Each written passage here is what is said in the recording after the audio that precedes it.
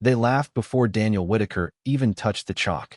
The billionaire CEO pointed at his gray janitor uniform as if it were proof he had no mind worth hearing. 300 scholars sat beneath the chandeliered ceiling of Haleworth Science Hall, waiting for him to embarrass himself. His little daughter Lily stood near the back doors, clutching her worn backpack like a shield. On the blackboard behind them waited the equation that had frozen a $200 million medical project. Then Evelyn Hart smiled coldly and said, "Let the janitor try." The words traveled through the room with the sharpness of breaking glass, and for a moment, Daniel did not move. He stood beside the spilled coffee he had been cleaning, one hand on the mop handle, the other holding a folded rag darkened by floor polish. The floor beneath him gleamed under warm stage lights, smooth as still water, while polished shoes, silk ties, pearl earrings, and university medals formed a circle of quiet judgment around him. He had been invisible in that building for 11 months. Invisible at 5:10 each morning when he unlocked the side entrance. Invisible at midnight when he emptied trash from offices where people had left half-finished formulas worth more than his yearly pay. Invisible when he packed Lily's lunch before sunrise, wrote little notes on napkins, and told her that a person did not need applause to have value. But tonight, invisibility had become a spotlight. Evelyn Hart, founder of Hart Meridian Technologies, stood at the edge of the stage in a white tailored suit, her confidence clean, expensive, and practiced. She had built companies, buried rivals, and spoken in rooms where governors listened. Haleworth had invited her because her money could turn theory into medicine, and she had arrived with cameras, lawyers, board members, and the calm certainty of a woman who believed every person had a price tag. Daniel looked at the blackboard. Lines of symbols covered it from corner to corner. The Mercy sequence, a diagnostic model meant to predict rare illness patterns before doctors missed them. For 6 months, the finest minds in the country had circled one error they could not repair. Evelyn had just told them if no solution appeared by morning, she would pull the funding and move the project to a private lab in California. A professor coughed into his fist. Another whispered, "This is absurd." A younger researcher shook his head and said, "He probably thinks variables are cleaning supplies." Laughter rose again, smaller this time, but cruel enough for Lily to hear. Daniel's eyes shifted toward his daughter. Her cheeks were red, not from shame, but from trying not to cry in front of adults who should have known better. She lifted her chin because he had taught her to do that.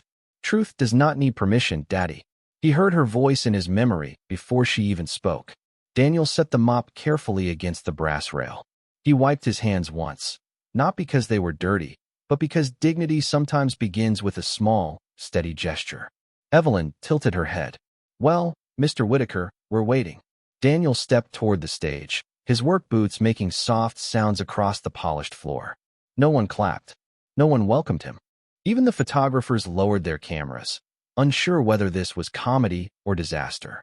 He climbed the 3 carpeted steps and paused beside the blackboard, close enough now to smell chalk dust, coffee, and the faint perfume of expensive confidence. He read the equation without touching it. 10 years of silence moved behind his eyes. A hospital hallway, a misdiagnosis, a wife's hand slipping from his, a promise to raise their daughter without bitterness. He picked up the chalk. "May I correct one assumption?" he asked. Evelyn crossed her arms. "By all means. Educate us." Daniel turned to the board, and the room prepared to laugh one last time. But the chalk moved only 3 times. One erased symbol. One changed boundary. One new line placed beneath the model like a key sliding into an old lock. Professor Malcolm Reed stood so quickly his chair scraped against the floor. His face lost color. The laughter died before it reached the ceiling. Professor Malcolm Reed stared at the board as if a ghost had written his name in chalk. For several seconds, no one spoke. The great hall, which had been full of soft mockery moments earlier, settled into a stillness so complete that Daniel could hear the air system humming above the balconies. Evelyn Hart's smile weakened, but only a little. She was not used to losing control of a room, especially not to a man in scuffed work shoes with a service badge clipped to his pocket. "Professor Reed," she said, her voice cool, "is there a problem?" Reed did not answer her at first. He walked closer to the board, adjusted his glasses, and studied the 3 marks Daniel had made. "Not a problem," he murmured. "A correction. A senior researcher laughed nervously. With respect, Malcolm, it is 3 lines. Reed turned around slowly. 3 lines can move a mountain when every shovel in the room is digging in the wrong place. That sentence changed the temperature. People leaned forward. Pens stopped tapping. Phones lowered. Daniel stepped away from the board, already reaching for the mop he had left near the rail, because in his mind the moment was over. He had not come to be seen. He had come to finish his shift, collect his paycheck, and get Lily home before she fell asleep in the passenger seat of their old blue sedan. But Lily was still watching him, wide-eyed, as though the father who made peanut butter sandwiches at 5 in the morning had suddenly stepped out of an old story she had never been told. Evelyn noticed the child for the first time. "Is she with you?" she asked. Daniel looked back. "Yes, ma'am. That is my daughter." The word daughter softened something in the room, not because scholars were sentimental people, but because it made his uniform harder to laugh at. It made the lunchbox near his cleaning cart matter. It made the small pink hair tie around his wrist visible. Daniel had worn it all evening after Lily lost it in the parking lot, and not once had he felt embarrassed. A father's love did not need to look important to be holy. Evelyn glanced from Lily to Daniel, then back to the board. "You expect us to believe you understood a model my team has funded for 2 years?" Daniel folded the rag in his hand with careful patience. "No, Miss Hart. I expect nothing." "Then why write on it?" "Because the model was built to save people, and the error would make it fail the poorest patients first." The words landed quietly, but they landed deep. Reed closed his eyes for a brief moment, as if Daniel had touched a wound that had never healed. Years ago, before the name Daniel Whitaker belonged to a maintenance schedule, it had appeared in journals, conference notes, and private letters between men who believed mathematics could become mercy. Then came the winter his wife, Anna, collapsed after 3 clinics missed what the numbers might have caught. After that, Daniel stopped chasing recognition. He sold the house, left the university world, and took work that let him pick Lily up from school every afternoon. There were no speeches in those years, only grocery receipts, overdue bills, and bedtime prayers whispered beside a child who still asked if heaven had kitchen tables. Evelyn did not know any of that. She only saw a janitor who had spoken with the calm of someone who had already survived the worst judgment life could give. "Explain it," she said. Daniel looked at the board, then at the room full of people who had mistaken silence for emptiness. "The sequence is not wrong," he said. "Your assumption about who gets left out is." Daniel's answer did not sound like a challenge. It sounded like a man opening a door others had walked past for years. He faced the blackboard again, lifted the chalk, and began to trace the weakness buried inside the mercy sequence. "Your data is weighted toward hospitals with money," he said. "Large networks, full records, clean scans, complete histories. But the people most likely to be missed are the ones with gaps." A young researcher frowned. "Incomplete files are noise." Daniel turned slightly. "No. They are people without transportation, people changing clinics, people working 2 jobs, people who wait too long because a copay feels bigger than a symptom." The room absorbed that slowly. It was not only mathematics anymore.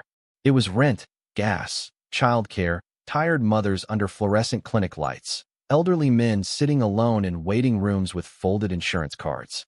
Evelyn's expression tightened, not from anger now, but from recognition she refused to show. Her brother, Nathan, had lived 50 miles from the best hospital in Boston and still been missed by the system because the first records were scattered, delayed, and dismissed as ordinary. She had built Heart Meridian Technologies after his passing with a heart wrapped in steel, telling every investor that grief could become innovation if it was managed properly. Yet somewhere along the climb, she had started measuring worth by polish. Daniel drew a small circle around the second boundary. "You trained it to trust abundance," he said. "Medicine needs it to recognize absence." Professor Reed moved closer until he stood beside him, no longer as judge, but as witness. "That is why the false negatives rose in rural clinics," Reed whispered. "And community hospitals," Daniel added. "And mobile health units. And counties where the nearest specialist is 100 miles away." A murmur passed through the scholars, but it was not laughter this time. It was the sound of pride losing its footing. Evelyn stepped up onto the platform, careful, controlled, her heels no longer sounding like command but inquiry. "How would you repair it?" Daniel looked toward Lily before answering. She was seated now on the edge of a back row chair, small hands wrapped around the straps of her backpack, watching him with a faith so pure it made the grand hall feel less important than a kitchen table. "You do not repair it by adding more perfect data," he said. "You repair it by teaching the model humility." The sentence seemed almost too simple, yet Reed inhaled as if it had unlocked a memory. Years earlier, Daniel had argued the same principle at a closed symposium in Chicago, where senior men called it sentimental science. They wanted certainty. Daniel wanted mercy. That was before Anna's illness, before Lily's first birthday without her mother, before the academic world became a place where his name hurt to hear. He wrote another formula, slower this time, guiding the room through the logic without shaming anyone who had failed to see it. 3 short explanations. 2 long moments of silence. 1 impossible realization. The model did not need a genius to make it louder. It needed a father who understood what the forgotten looked like when the world stopped counting them. The longer Daniel spoke, the smaller the grand hall seemed to Evelyn Hart.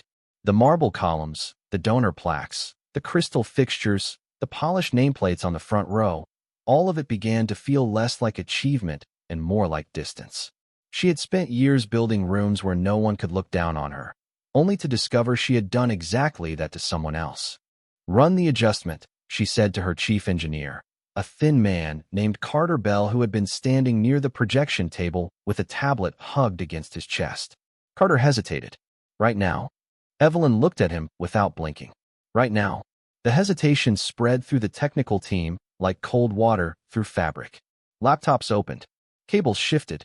A projector flickered awake across the side wall, casting pale blue light over the faces of professors who had expected a ceremonial evening and found themselves inside a reckoning. Daniel stepped away from the board again, quiet as ever, but Reed touched his sleeve gently. "Stay," the old professor said. Daniel looked at the hand on his uniform, then at the man who once knew him before grief turned his life into unpaid bills and school pickup lines. "I have floors to finish," Daniel said. Reed's voice lowered. "And a truth to finish." Across the hall, Lily watched the exchange without fully understanding it. But children know when adults are pretending, and they know when something sacred has entered a room. She slipped from her chair and walked toward the side aisle, careful not to interrupt, her backpack brushing against the ends of expensive coats. A woman in pearls moved her purse aside as Lily passed, then looked ashamed of herself for the instinct. The projector numbers began to populate. Rural clinic profiles, county health centers, emergency intake records with missing fields. Previous model accuracy appeared first, then the recalibrated version using Daniel's boundary correction. The first line climbed. The second line stabilized. The third category, the one everyone had quietly accepted as statistically difficult, changed so sharply that Carter Bell whispered, "That cannot be right." Evelyn stepped closer to the screen. "Check it." Carter typed again. Another engineer verified the sample. A biostatistician from Duke asked for the validation set. No one laughed now. Their voices became clipped and urgent. "Run Montana. Run West Virginia. Try the uninsured cohort. Add pediatric flags."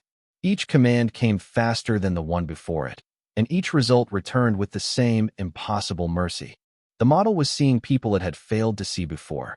Daniel stood with his hands folded at his waist, not triumphant, not proud, only tired in the way a man gets tired when old pain has been asked to explain itself in public. Evelyn noticed that tiredness, and it unsettled her more than the formula. "How did you know?" she asked. Daniel did not answer immediately. He looked at the screen, where colored lines rose and settled like heartbeats finding rhythm. "Because my wife was one of the gaps," he said. The room softened around that sentence. Not with pity, but with recognition. Evelyn's face changed before she could stop it. For the first time that night, the billionaire was not speaking as a sponsor, not as a founder, not as a woman protected by lawyers and cameras. She was simply someone who had lost a person and built a fortress around the wound. "My brother was too," she said, so quietly only those nearest heard. Daniel turned to her then, and there was no accusation in his eyes. That was the worst part for Evelyn. Accusation she could fight. Kindness she had no armor for. Lily reached her father's side and slid her small hand into his. Daniel squeezed it once. Reed looked from the child to the board, then back to Daniel, and the old scholar's voice trembled when he finally spoke. This is not a correction. This is authorship. Evelyn looked at Daniel's faded badge, then at the formula, then at the silent room waiting for him to become angry. But Daniel only lowered his eyes to his daughter and said, "We should have eaten dinner 2 hours ago." Daniel's simple sentence about dinner should have ended the night, but the room would not let him disappear that easily. The scholars who had laughed at him now stood in uneven silence, trapped between amazement and embarrassment, while the glowing projection behind him kept proving what his quiet hand had done. Evelyn Hart looked at Lily, then at the cleaning cart near the aisle, then at the half-erased board where 3 small marks had turned $200 million from a failing promise into a living chance. "Mr. Whitaker," she said, and this time her voice had lost its polished edge, "please do not leave yet." Daniel rested one hand on Lily's shoulder. "My shift ends at 11. My daughter has school tomorrow." Carter Bell stepped forward with his tablet. "Miss Hart, the archived research notes are coming up now." Evelyn did not look away from Daniel. "Put them on the screen." Carter tapped quickly, and the side wall filled with scanned pages from an old Haleworth database, papers yellowed by time, margins covered in handwriting, equations curved with the same patient discipline Daniel had just used. Near the bottom of the first page appeared the initials D, W, W. A low sound moved through the hall, not loud enough to be called a gasp, but heavy enough to feel like a confession. Professor Reed removed his glasses and pressed them against his chest. "Daniel Whitaker wrote the first Mercy sequence framework 12 years ago," he said. "Before it had funding. Before it had a name anyone respected." A department chair in the front row shifted in his seat. That work was abandoned. Reed turned toward him with quiet disappointment. No, it was buried. The word traveled farther than he intended. Evelyn's legal counsel, a woman in a navy blazer, leaned toward Carter and whispered, "Are those citations in the current patent chain?" Carter swallowed. "Some of the language is similar." "Similar?" Evelyn asked. Her tone did not rise, but authority returned to it in a cleaner form. Carter checked another file, then another. His face tightened. The foundational assumptions appear to match an unpublished internal paper. Daniel closed his eyes for one breath. He had known parts of his past lived somewhere in forgotten folders, but he had never searched for them. Searching meant remembering conference rooms where people praised ambition more than mercy. Searching meant reopening the year Anna got sick, when he was too busy proving the future to notice the present asking for help. Lily looked up at him. "Daddy, is that yours?" The question held no hunger for money, no demand for revenge, only a child's need to know whether the world had taken something from her father. Daniel knelt so they were eye to eye. "Some of it began with me," he said. "But good work is supposed to help more people than the person who starts it." Lily thought about that, then nodded with the serious grace of a child who had grown up beside sacrifice. Evelyn watched them, and shame rose in her not as humiliation, but as instruction. She walked to the center of the stage, faced the room, and spoke without looking at her prepared remarks. "I mocked a man tonight because of his uniform. That was not leadership. That was arrogance wearing expensive clothes." No one moved. Even the cameras seemed unsure whether to continue. Daniel stood again, uncomfortable with public apology, more at home in service corridors and early morning kitchens than beneath institutional light. Evelyn turned to him. "What do you want?" she asked. The room expected an amount, a title, a demand large enough to match the wrong. Daniel looked at the screen, at the formula, at the scholars waiting to measure his answer. Then he looked at Lily. "A sandwich for my daughter," he said softly. "And if your company uses this work, no rural hospital pays for it." Evelyn stared at him, and the grand hall became very still. Evelyn Hart did not answer at once, because Daniel's request had exposed the difference between wealth and worth in a way no speech ever could. Around her, attorneys looked toward one another, board members shifted in their seats, and several donors lowered their eyes as if the marble floor had suddenly become a mirror. A sandwich for his daughter. Free access for rural hospitals. No revenge, no grand number, no demand to watch proud people kneel. Just care for a hungry child and mercy for families living too far from power to be remembered by it. Lily squeezed Daniel's hand. Her stomach had made a tiny sound a minute earlier, and Daniel had noticed because fathers hear what the world misses. Evelyn turned to her assistant. "Find food now. Something warm. Not from the reception trays. A real meal." The assistant hurried out through the side doors. Then Evelyn faced her lawyers. Draft a public access clause tonight. One attorney blinked. For every rural facility? For every rural facility in the United States that qualifies under federal access guidelines, Evelyn said. No licensing fees. No delayed tier. No quiet loophole. The lawyer opened her mouth, then closed it. Carter Bell stared at the tablet as if numbers had become commandments. Professor Reed stepped forward, his shoulders heavier than before. There is more, he said. Daniel's gaze moved to him. Malcolm. Reed looked wounded by the use of his first name, not because it was disrespectful, but because it carried 10 years of distance. You deserve the full record restored. Daniel shook his head once. That record will not bring Anna back. No, Reed said softly. But truth is not only for the dead. Sometimes it is for the children who inherit the silence.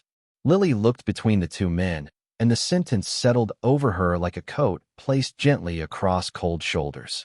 Daniel swallowed, and for the first time that night, his calm seemed to cost him something. The side screen changed again. More archived pages appeared, and with them came meeting notes, dates, grant comments, old reviewer remarks, and one letter bearing Daniel's full name. A younger professor read aloud before he realized he was doing it. Daniel W. Whitaker proposes a compassion-weighted diagnostic framework for underserved populations. His voice faded.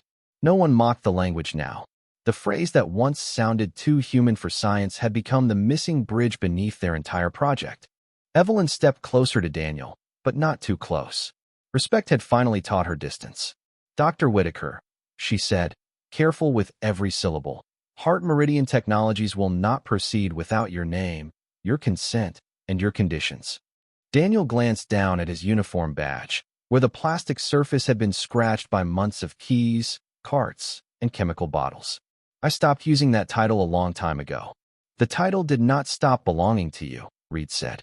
Before Daniel could respond, the side doors opened and Evelyn's assistant returned carrying a paper bag from a nearby diner, steam curling from the top.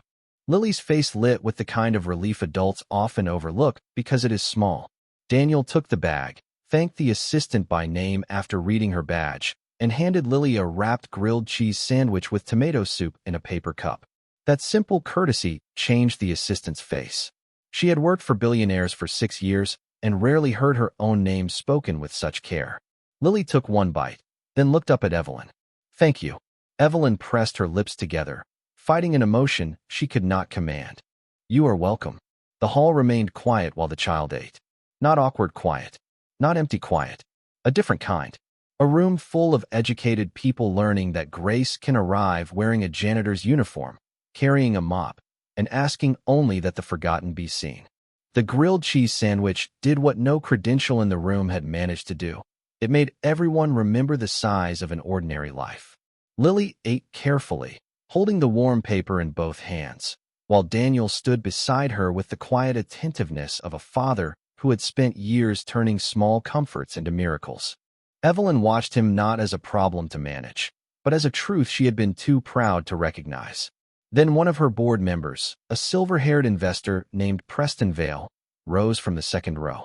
Evelyn, we need to pause before making promises that affect national licensing revenue. Evelyn turned toward him. Sit down, Preston. He blinked. This is not emotional theater. We have shareholders. And patience, Daniel said softly. The room shifted again. Preston looked at him with the familiar impatience of a man and used to being answered by someone he considered beneath the table. With respect, Mr. Whitaker, you are not responsible for a company valuation. Daniel nodded. No, sir. I am responsible for one child, one promise, and the work I put into the world before I understood how easily good ideas can be sold away from good people. Preston's mouth tightened, but he had no clean reply. Evelyn looked back at the board member and, for the first time in years, did not calculate the financial cost before the moral one. The access clause stays, she said. The attribution stays. His consent stays. Anyone who cannot support that can explain to the press why profit matters more than misdiagnoses in poor counties.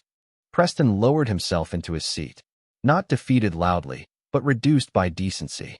Professor Reed walked to a side lectern and pulled up another file, this one marked with an old Haleworth seal. His hand trembled over the mouse.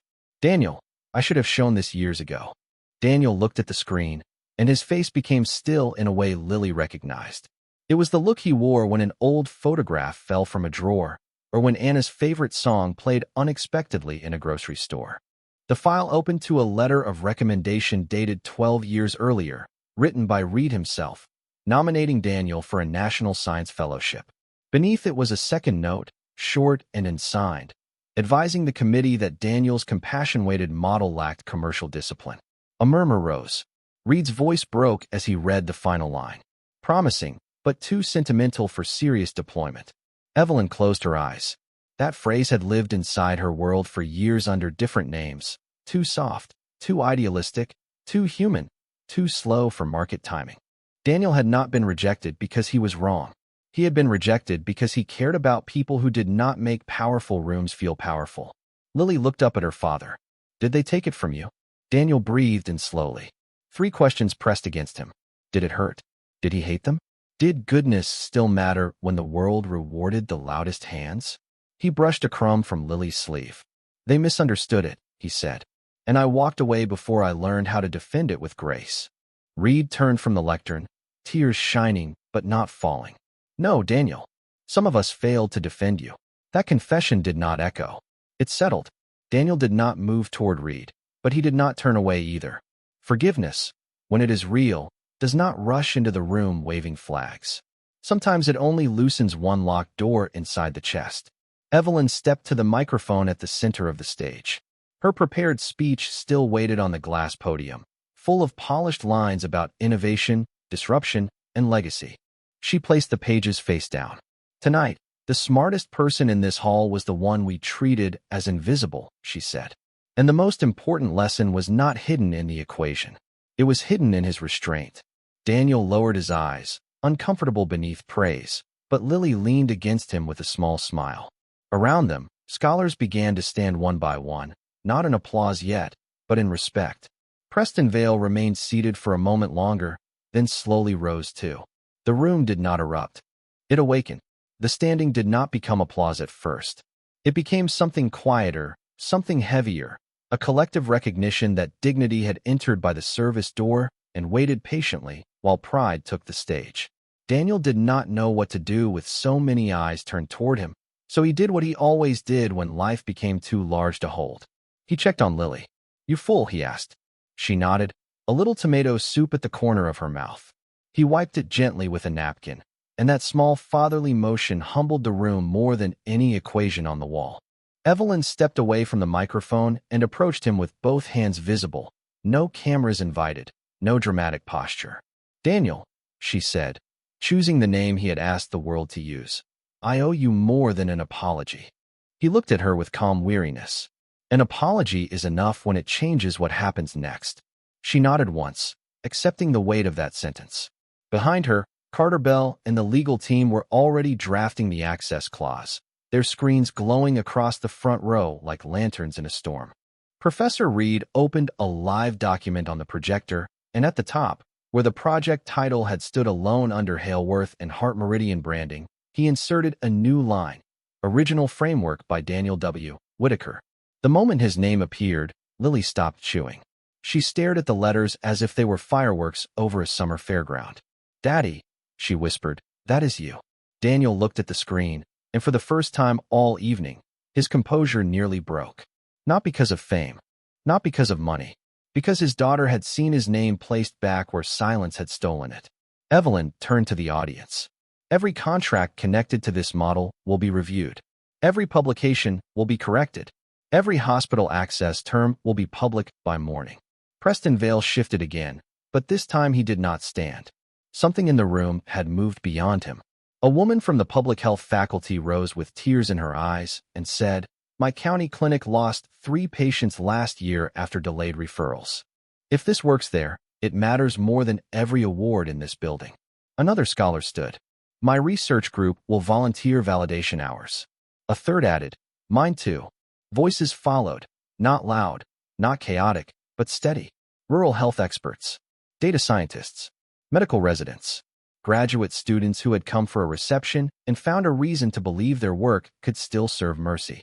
Daniel listened, one arm around Lily, the other hanging at his side, fingers faintly dusted with chalk. He had spent years thinking the world of scholarship belonged to people who knew how to protect their names. Now it was asking him to help protect the nameless. Evelyn faced him again. Will you advise the repair? Daniel almost said no. Habit rose first. The safety of obscurity. The predictable paycheck. The hallway light outside Lily's bedroom. But then Lily leaned closer and whispered, Mom would want people to get better. The words were soft, innocent, and impossible to ignore. Daniel closed his eyes for one breath. Anna's memory did not arrive as pain this time. It came as warmth, like sunlight through the kitchen window of their old house, like her hand resting over his while he worked too late, reminding him that brilliance without compassion was just another kind of darkness. He opened his eyes. I will help, he said, but I go home for dinner. I take my daughter to school. I do not miss parent nights. And nobody on this team treats janitors, nurses, clerks, patients, or cleaning staff like background again. Evelyn answered without hesitation. Agreed. Daniel looked across the hall. Not as a policy line. As a culture. Evelyn turned to every person present. You heard him. This time the applause came, but it did not burst like celebration. It rose slowly, respectfully, like rain beginning over dry ground. Daniel did not bow. He simply picked up Lily's backpack, took her hand, and stepped down from the platform while his restored name still glowed behind him. Daniel and Lily left the platform slowly, not because the distance was long, but because every step seemed to carry a decade of silence with it. People moved aside for them now, yet Daniel did not walk like a man being honored. He walked like a father making sure his child did not trip on the edge of a carpet. At the bottom of the steps, he paused beside the cleaning cart that had waded through the entire revelation with its bucket, folded towels, and plain yellow caution sign. For reasons no one could fully explain, that cart looked different now. Earlier, it had been part of the background. Now it stood like a witness. Evelyn noticed Daniel reaching for the mop handle. You do not have to finish that tonight, she said. Daniel looked at the long streak of coffee still drying near the aisle. Someone could slip. The answer was so ordinary, so free of performance, that Evelyn felt her throat tighten. A man who had just saved a national medical project was still thinking about the next person crossing the floor. Professor Reed walked toward him with the old letter in his hand. Daniel, I cannot undo what was allowed to happen. Daniel took the paper, studied the faded seal, then folded it once with care. No one gets to undo yesterday, he said. But tomorrow can be handled better. Reed nodded, and the shame on his face softened into something closer to redemption. Lily tugged gently at her father's sleeve. Are you going to be a scientist again? Daniel smiled faintly. I never stopped being one. I just did not work where people could see it. But now they see it, she said. He looked across the room where scholars, engineers, donors, and staff were still standing beneath the warm light, no longer separated by rank as cleanly as before. Now they are learning what to look for. Evelyn stepped to the side table, took a fountain pen from her attorney, and signed the emergency access commitment in front of everyone. No ceremony, no press statement, just her name, written under the words that would keep the Mercy sequence free for rural hospitals, county clinics, mobile health units, and low-income care networks across the United States. Carter Bell countersigned. Professor Reed signed as academic witness. Then Evelyn carried the document to Daniel. Your condition is official. Daniel read the page, not quickly, not suspiciously, but responsibly. He had learned that trust was holy, but paperwork kept powerful people from forgetting. When he finished, he handed it back and said, Then let the work help somebody by morning. At that, the applause returned, warmer this time, but Daniel did not stay inside it. He lifted Lily's backpack over one shoulder, took the paper bag with the rest of her dinner, and headed toward the side exit. Near the doorway, the young researcher who had joked about variables lowered his head. Mr. Whitaker, I am sorry. Daniel stopped. Lily looked up at him, waiting to see what dignity did when given a chance to answer disrespect. Daniel gave the young man a tired but gentle nod. Learn from it. That was all. No lecture. No wound displayed for sympathy. Just grace with a backbone. Outside, the night air was cool over the Haleworth campus, and the parking lot lights glowed over rows of expensive cars until Daniel found his old blue sedan near the service entrance. Lily climbed in, sleepy now, her sandwich bag resting in her lap. Before starting the engine, Daniel looked back through the tall glass windows of the hall. Inside, his name still shone on the screen, and beside it stood the formula that would no longer belong only to the powerful. Lily leaned against the seat and whispered, "Daddy." They were quiet at the end. Daniel turned the key. The engine coughed once, then settled. Sometimes quiet means people finally heard the truth. As they drove away, Evelyn remained inside the hall, staring at the place where he had stood with a mop in his hand and mercy in his mathematics. No spotlight followed him. No luxury car waited for him. No grand speech claimed the ending. Only a father, a daughter, an old sedan, and a promise moving through the American night. And in the room he left behind, every scholar understood that dignity does not need to shout. It only needs one honest moment, one steady hand, and one heart brave enough to remember the forgotten.